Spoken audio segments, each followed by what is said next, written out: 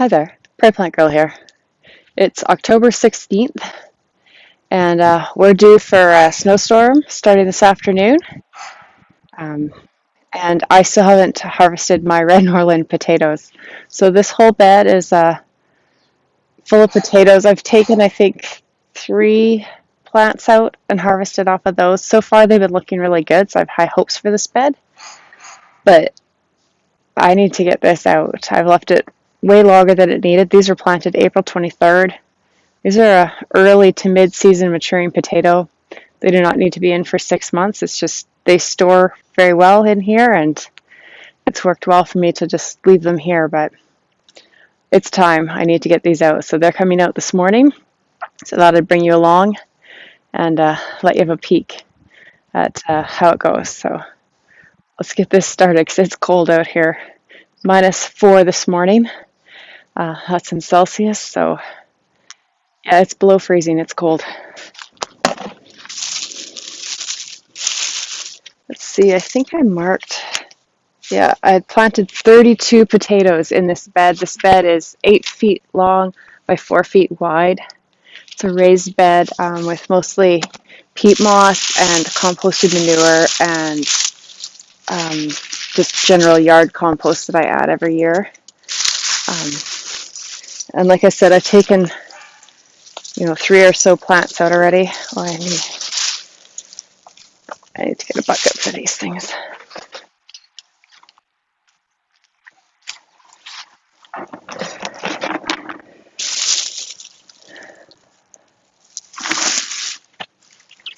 When I, uh-oh, that one's been eaten. I did have a lot of slugs in this bed, and yeah, they've gotten into this potato that was at the surface here. Hopefully I don't find a lot more like that. That's the first one that I've found, I think, in this bed. The slug damage. So yeah, this looks like what I've been getting off the other hills so far. Not really hills, I don't hill my potatoes. This one has a tiny bit of bug damage too, just a little hole, but I can cut that out and eat that still.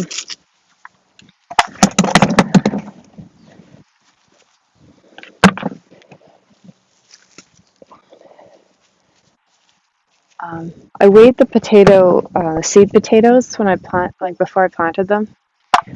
And I know I haven't been consistent at weighing all the potatoes I've harvested out of here, but I'll try and get a weight of what I did today. Add in anything I did harvest and remember to weigh. And I'll put that at the end of the video for you.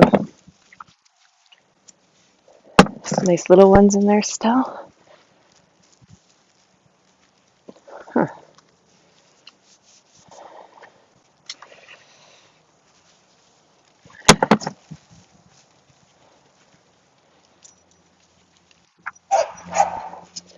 So when I plant my potatoes, I try to add some composted steer manure to my soil and work it in. And sometimes I do bone meal. I don't think I did this time. Just give them lots of nutrients. You don't want too high of a pH for potatoes, and high pH can add to scab. You want good, clean seed potatoes, and keeping the soil moist, especially in that first initial month of growing, goes a long way to good, healthy potato production. So that's my first hill of potatoes. I don't know how well you can see that there. Plus there was one with slug damage that I took out. So I'm going to just go through and harvest all of these, and then I'll show you what I do to store them.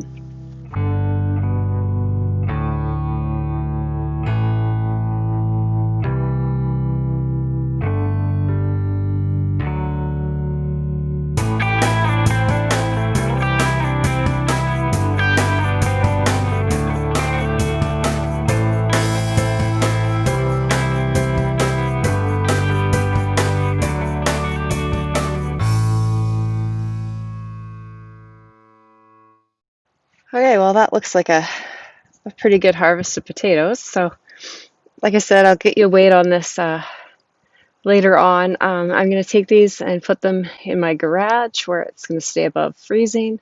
Normally I'd let them sit in a shady spot outside, but it's too cold for that now. So they'll sit in there for a couple of days. When you leave them in the ground this long, they actually kind of harden off, or like they're ready for storage already. The word's escaping me right now, but so they won't need a whole lot of that before they'll be able to just be stored. I'll put what I can in the fabric bags that I made last year. Those worked really well for hanging them up.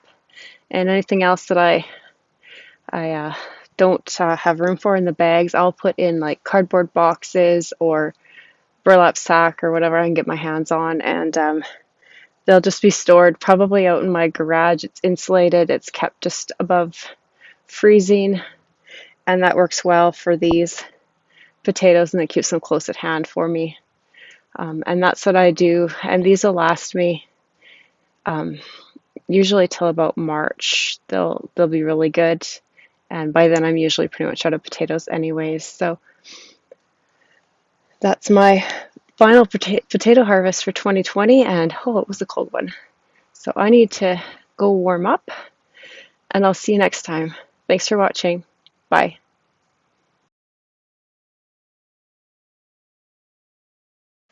Okay, so the potatoes have been sitting drying for about a week now, and I'm just going to lightly brush off any loose dirt, but I'm not going to wash them or expose them to water. Part of the curing process is letting them dry out so the skins have toughened up so I can rub them, and the skins aren't going to just come off. Now, like I said, just keeping them in the ground that long into this cool weather will have started that process as well. But I am just going to go through, clean all of these off, just to get the excess soil off. You don't really have to do that. It's just nicer when you go to cook with them if they're not covered in dirt. And then I'll sort them out.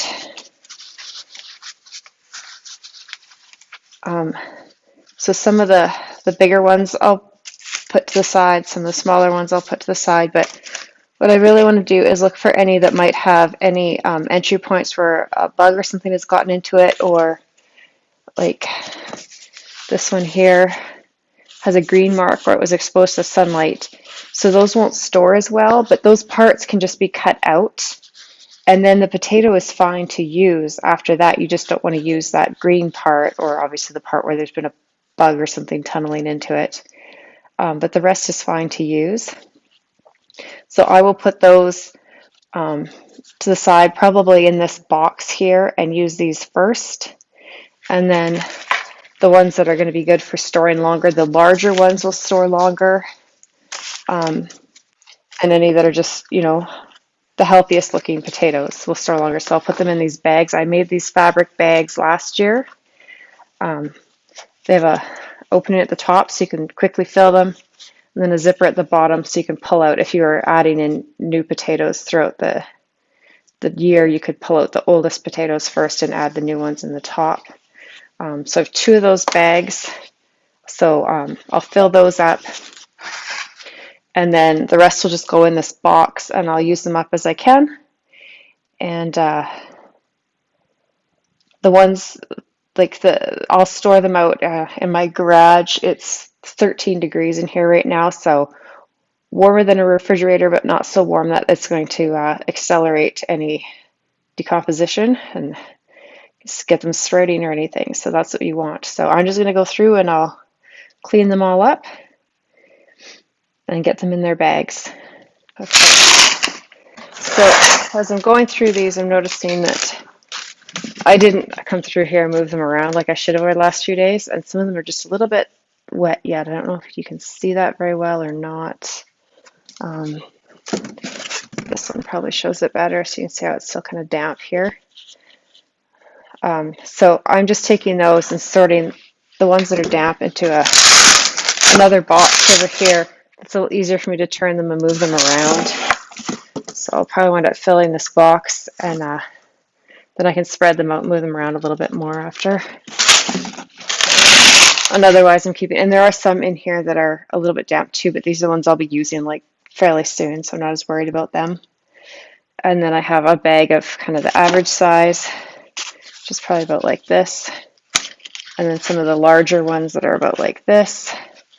And then that's so far the biggest one I have that I found. So a nice variety of potatoes here. So still working on going through them, but it doesn't take long. And but I just wanted to show you that just because, you know, that's something to be aware of. You don't want to put them away if they're wet. And I did find a green one here that's kind of soft and cracking. So that one will likely wind up going in the garbage because it's just gotten bad.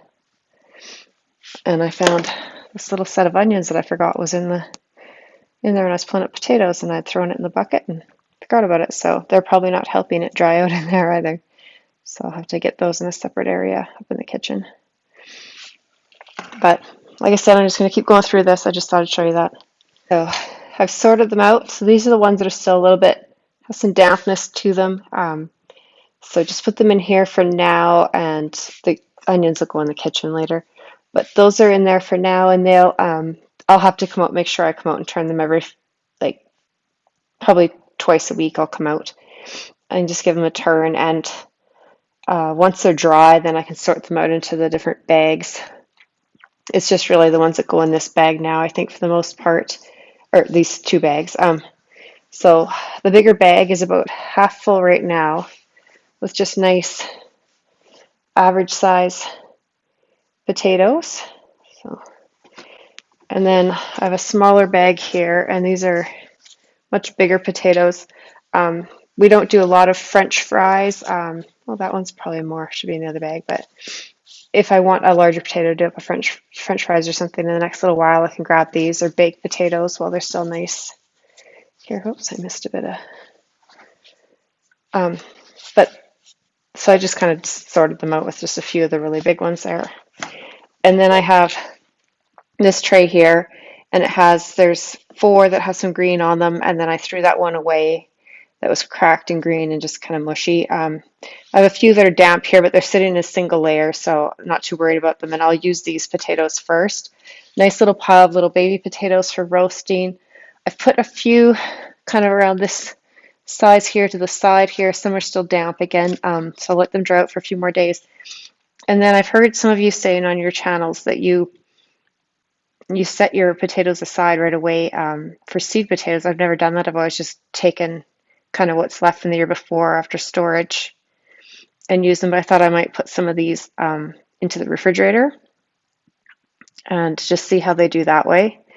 See if that makes any sort of difference. I'll have to remember to take them out to chit them though. And then I have just, you know, these ones are dry and ready to go. But these will be the potatoes that I use first, other than the couple that I'm going to put away for seed.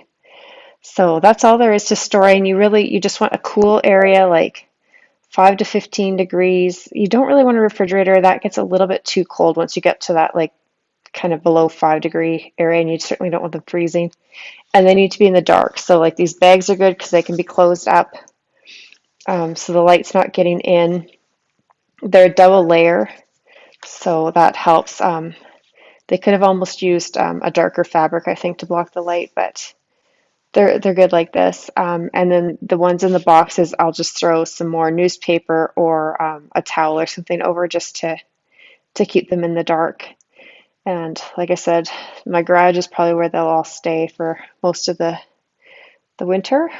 As we eat them up, I'll just take a few in the house, like a week's supply or whatever as I need them. But so that's my potatoes ready for storage, and then these that are just need a few more, another week maybe.